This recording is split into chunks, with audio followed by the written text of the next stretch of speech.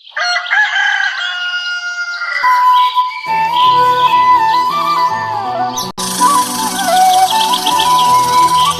समय की बात है, चमकोली नामक गांव में अक्सर अजीबो-गरीब घटनाएं हुआ करती थीं। गांव वालों का मानना था कि उनका चिमकोली गांव शापित है। जब भी कोई गांव वाला गांव के जंगल में जाता तो वह जिंदा नहीं बचता। गांव का चंदू किसान अपनी गाय के साथ जंगल के रास्ते होते हुए गांव जा रहा था। रात काफी हो गई है।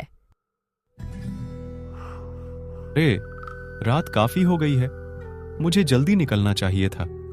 लेकिन यह गौरी जंगल में चरने लग गई और देर हो गई। गौरी, अब चल, जल्दी से, इस जंगल में बहुत अनहोनी घटनाएं होती रहती हैं। चंदू डरता हुआ अपनी गाय के साथ थोड़ा आगे बढ़ता है तो उसे पेड़ के नीचे एक बुढ़िया घूंघट ओढ़े दिखाई देती है, जो देखने में काफी डरावनी लग रही होती है। बुढ़िया हंसते हुए, अच्छा, तो तुम आ ही गए। अच्छा हुआ, कोई तो इस जंगल में आया। बहुत दिन हो गए, किसी इंसान का खून नहीं पिया। आज तो मजा आ जाएगा। शिकार खुद चलकर आया है। कौन हो तुम? हमें जाने दो, हमको अपने गांव जाना है। तब सुनकर चंदू बहुत डर जाता है और वहां से अपनी गाय के साथ भागने लगता है। भाग! अरे, तेज भाग मेरी गौरी, नहीं तो आज हम दोनों नहीं बच पाएंगे।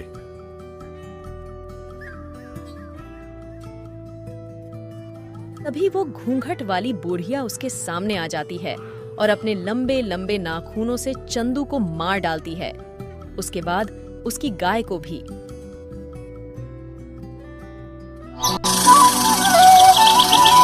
अगली सुबह ये खबर गांव वालों को पता चलती है। गांव के लोग ये जानकर बहुत हैरान हो जाते हैं। अरे भैया, सुना है उस घूंघट वाली बुढ़िया ने कल रात चंदू किसान और उसकी गाय को मार डाला। भैया, ये तो अच्छा नहीं हुआ। भैया। हाँ भैया, अब तो इस गांव में रहते भी डर लगता है। लेकिन क्या करें भैया, गांव छोड़कर भी तो नहीं जा सकते ना। वो ये जंगल है, वो गांव के बीचों बीच ही पड़ता है। आखिर जाए तो कहाँ जाएं? बोलते हुए वो दोनों बहुत उदास हो जाते हैं। चंदू के मरने की खबर उसके घर पहुंचती है। चंदू किसान का बेटा पप्पू जोर जोर से रो रहा होता है। अरे रे, अब बस भी कर दे रोना तू। तेरा बाप तो तुझे छोड़कर चलता बना मेरे ऊपर। आखिर मैं कहाँ से खिलाऊंगी तुझे रोटी? मेरा तो खुद एक बेटा है और तेरे बाबा जो आज तक एक पैसा भी नहीं जोड़ ढपाए, छोड़ गए तुझे मेरे ऊपर। नहीं नहीं, अब मैं तुझे अपने पास नहीं रख सकती। हाँ, निकल जाए यहाँ से। रे, हाँ माँ, निकालो इसे यहाँ से। पिताजी का सबसे लाडला बना फिरता था, अब आएगा मजा। अरे नहीं नहीं माँ, ऐसा मत कीजिए। मैं आखिर कहाँ जाऊंगा माँ? ऐसा मत कीजिए माँ। पिताजी के बाद अब आप ही मेरा सहारा हैं माँ। अरे, वो सब मैं कुछ नहीं जानती, समझा? तुझे इस घर से जाना ही होगा, जा यहाँ से। जिसके बाद पप्पू वहां से बड़े उदास मन से चल देता है। चलते चलते वो गांव के उसी जंगल में आ जाता है।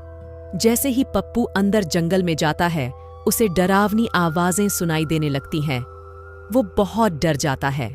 अरे रे, ये कैसी अजीब सी आवाज है? मुझे तो बहुत डर लग रहा है। हे भगवान, इस गांव से बाहर जाने का एक यही रास्ता है जो जंगल से होकर गुजरता है। हे भगवान, मेरी सहायता कीजिए। अभी तो मुझे बहुत भूख भी लगी है। हाँ। जिस ओर से डरावनी आवाजें आ रही होती है, पप्पू उस ओर चल देता है। तभी वो देखता है कि वहीं पेड़ के नीचे घूंघट में एक बुढ़िया बैठी है। आ गया तू।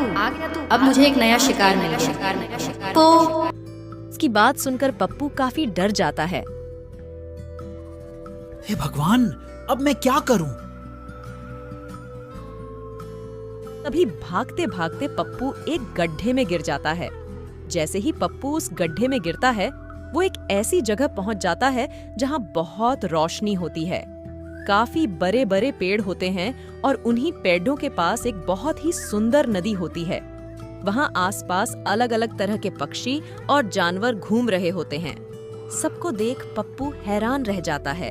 अरे, ये मैं कहाँ आया हूँ? ऐसा अजीब सा जंगल तो मैंने कभी नहीं देखा।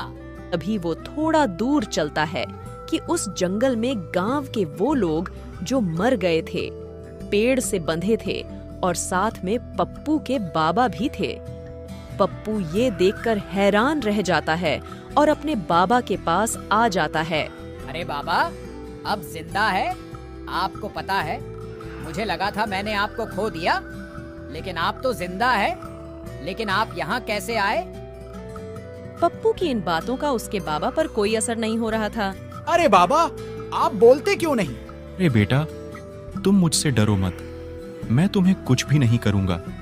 इस जादुई जंगल में आसानी से कोई नहीं आ सकता।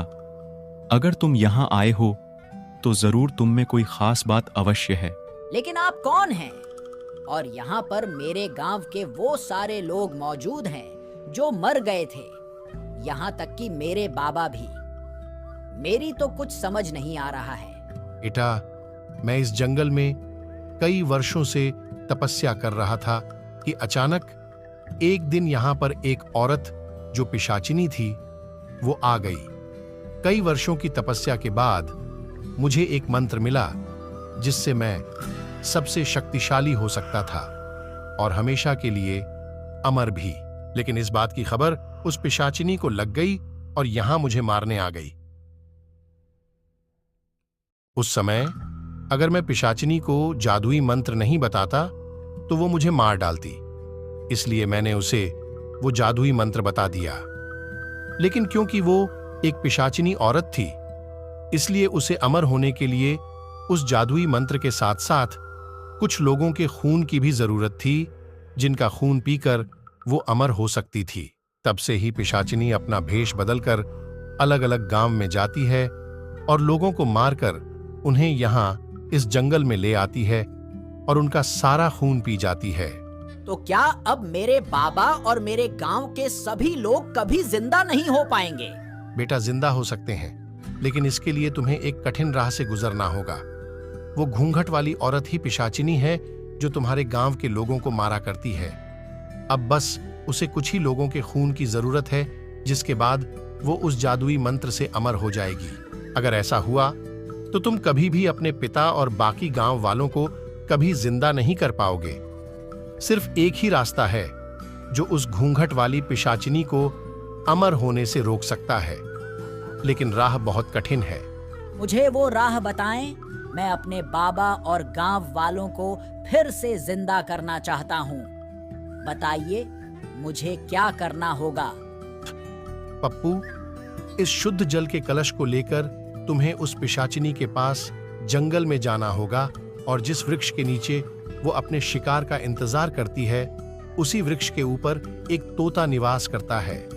उसी तोता में उस पिशाचिनी के प्राण हैं। अगर उस तोता के ऊपर तुम इस सिद्ध जल को छिड़क दो तो उसका अंत निश्चित है।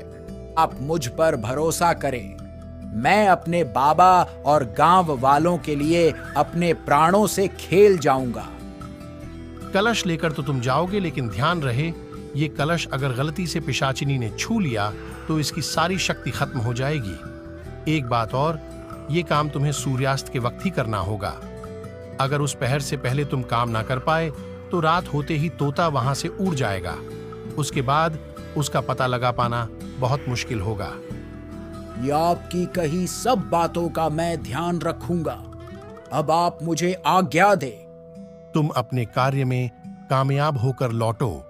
सभी का आशीर्वाद तुम्हारे साथ है। इसके बाद पप्पू जंगल में ठीक उसी जगह सूर्यास्त से पहले पहुंच जाता है।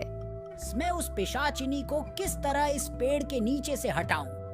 अगर मैं इसके सामने गया तो ये मेरे पीछे पड़ जाएगी और इस कलश को भी तोड़ना चाहेगी। हे भगवान, मेरी मदद करो। अभी पप्पू के सामने उसकी गाय गौरी, जिसको पिशाचिनी में मार दिया होता है, वो आ जाती है। अरे गौरी, तुम आ गई। हाँ पप्पू, मैं तुम्हारी मदद करने आई हूँ।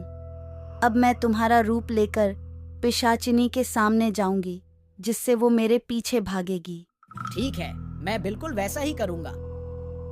इसके बाद गौरी पप्पू का रूप ले लेती है। पिशाचिनी के सामने जाकर कहती है, इधर देखो बूढ़ी पिशाचिनी, आओ मेरे पास।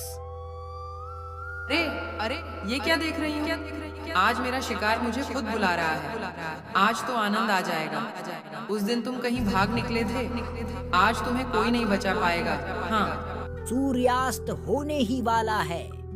यही वक्त है जब मुझे उस तोता पर जल छिड़ कर इस पिशाचिनी का अंत करना होगा। पप्पू झट से उस पेड़ पर चढ़ जाता है और देखता है कि एक बहुत भयानक सा तोता पेड़ की डाल पर बैठा हुआ है। पप्पू कलश से जल उस पर छिड़क देता है, जिससे तोता खाक हो जाता है और वहीं दूसरी ओर पिशाचिनी गौरी के पीछे भागते हुए जलने लगती है। अरे ये क्या हो रहा है? मेरा शरीर कैसे जल रहा है? धोखा, मेरे साथ धोखा हुआ है। नहीं, किसी को नहीं छोड़ दूंगी। बचाओ, बचाओ। धन्यवाद ईश्वर, मैं इस पिशाचिनी का अंत करने में सफल हुआ। अरे बाबा, आप जिंदा हो गए। मेरे प्यारे बाबा, देखो, मैं आपको अपने पास फिर से ले आया। हाँ मेरे बच्चे, देख, मैं तेरे पास आ गया हूँ। वाह पप्पू, तुम सच में बहुत बहादुर और साहसी हो। तुमने उस पिशाचिनी घूंघट वाली बुढ़िया को हमेशा के लिए मुक्त कर दिया है। अब वो बहुत दूर जा चुकी है। अब तुम्हारा गांव शापित नहीं रहा बेटा। अब किसी भी गांव वाले की मौत नहीं होगी, और ये सब तुम्हारे ही कारण हुआ है। सुनकर वापस जिंदा हुए सारे गांव वाले भी पप्पू का धन्यवाद करने लगते हैं। मुझे माफ कर दो पप्पू, मैंने तुम्हारे साथ बहुत गलत व्यवहार किया। मेरे मन में आपके लिए कोई कड़वाहट नहीं है माँ। देखो, पिताजी अब हमारे साथ है। अब हम सब साथ रहेंगे। अरे वाह बेटा, तुमने जो हमारे लिए किया वह कोई नहीं कर सकता। तुम वाकई ही हमारे गांव के नायाब हीरे हो। हम तो तुम्हें पाकर धन्य हो गए बेटा।